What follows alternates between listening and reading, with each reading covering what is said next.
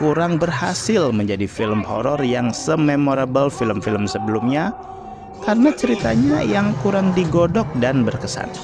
Intinya kurang seram, kurang seru, dan kurang-kurangin lah bikin sequel demi sequel.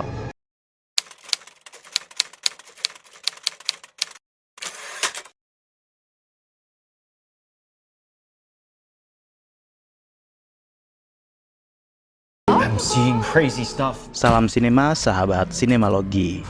Insidious The Red Door adalah film horor yang disutradarai Patrick Wilson. Film ini dibintangi Ty Simpkins, Patrick Wilson, Rose Byrne, Sinclair Daniel, Haim Abbas, Lindsay, dan lain-lain.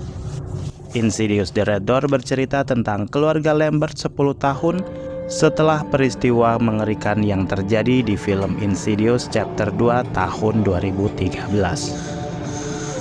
Josh dan anaknya Dalton Lambert pada awalnya hidup normal karena mereka dihipnotis untuk melupakan kejadian mengerikan pada 2 film pertama.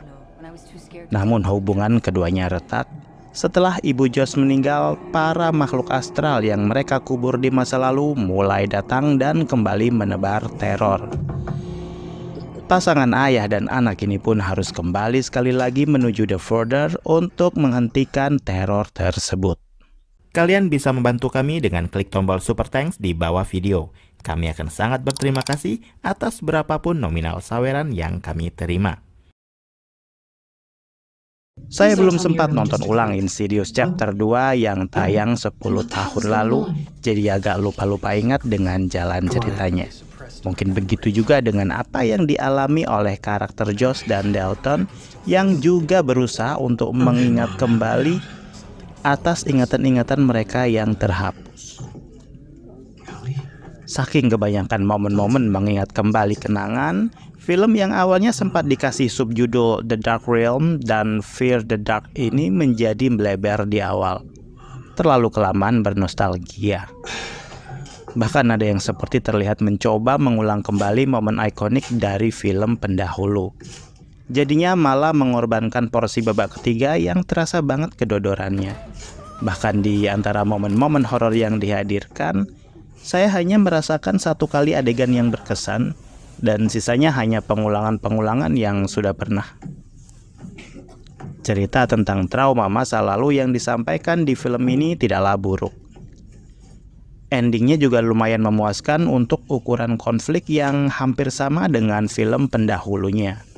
Namun tetap saja sepanjang film berlangsung saya merasa film ini seperti dikejar-kejar setan alias ngos-ngosan. Padahal seandainya film ini tidak buru-buru, mungkin akan ada banyak kesan yang bisa ditinggalkan untuk penonton. Kita bahkan seakan-akan disuruh cepet-cepetan, padahal lagi enak-enaknya mengikuti perkembangan Dalton di kampus barunya. Terasa sekali film ini mencoba meraih segmen remaja karena ceritanya seputar dunia kampus yang sudah pasti amrik banget. Karakter-karakternya juga anak kampus yang tipikal sono. Hubungan ayah dan anak yang tidak akur juga sudah jamak kita lihat di film-film barat. Untungnya acting Patrick Wilson dan Ty Simpkins bisa padu. Wajar karena sudah beberapa kali berakting sebagai ayah dan anak. Selain mereka, Rose Byrne juga kembali lagi memerankan Renai. Beberapa pemain dari film pertama juga kembali nongol. Di era film waralaba yang penuh dengan kemunculan cameo, film ini juga tidak mau ketinggalan tren itu. Patrick Wilson selain menjadi pemain, di film ini dia menjalani debutnya sebagai sutradara. Patrick Wilson setidaknya sudah terlibat dalam 8 film horor, yaitu di seri Insidious dan The Conjuring, juga muncul di The Nun dan Annabelle Comes Home. Jadi kayaknya sudah paham seluk-beluk penceritaan horor. Film ini juga kabarnya memiliki budget produksi terbesar di antara film Insidious yang lain. Tentu akan menjadi ajang pertaruhan dia apakah akan lanjut lagi sebagai sutradara nantinya, meski hasilnya tidak istimewa. Tapi film ini sukses di box office dan sudah balik modal di minggu pertama pemutaran. Patrick Wilson masih menggunakan resep film-film sebelumnya untuk menakut-nakuti penonton. Jump scare ikonik, Sosok yang samar-samar bergerak di kejauhan dan semacamnya. Intinya memanfaatkan keberadaan space kosong untuk membuat penonton jadi semakin insecure karena bisa jadi itu adalah pertanda akan ada munculnya jump scare. Insidious The Red Door juga memanfaatkan horor ruang sempit, dalam hal ini kamar asrama Dalton. Tentu masih belum lupa dengan horor ruang sempit kamar apartemen di film Evil Dead Rise, dan kalau membandingkan keduanya sih terasa sekali beda level horornya. Judul The Red Door juga langsung mengingatkan pada pintu terlarangnya Joko Anwar sih. Ada sesuatu yang misterius di balik pintu, entitas seram atau cuma memori atau apapun itu. Level psikologinya juga sepertinya tidak jauh beda.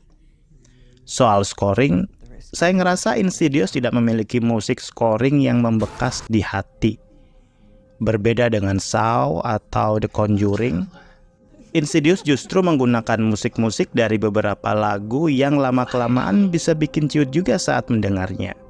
Salah satunya musik Tiptoe Through the Tulips dari Tiny Tim yang cukup memberikan efek nostalgia.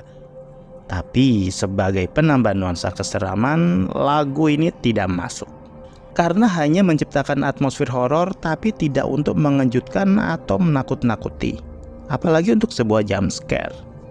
Pada akhirnya, Insidious The Red Door memang berhasil memenuhi fungsinya sebagai film horor dengan menghadirkan jump scare khas suara laba Insidious.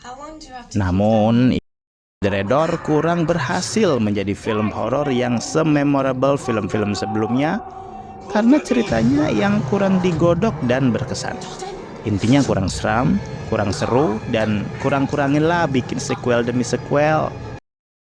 Tapi kalau gampang mendatangkan cuan bagi studio yang bikin sih, ya pasti akan terus berlanjut. Demikianlah video reaksi dari film Insidious The Red Door yang tayang di bioskop.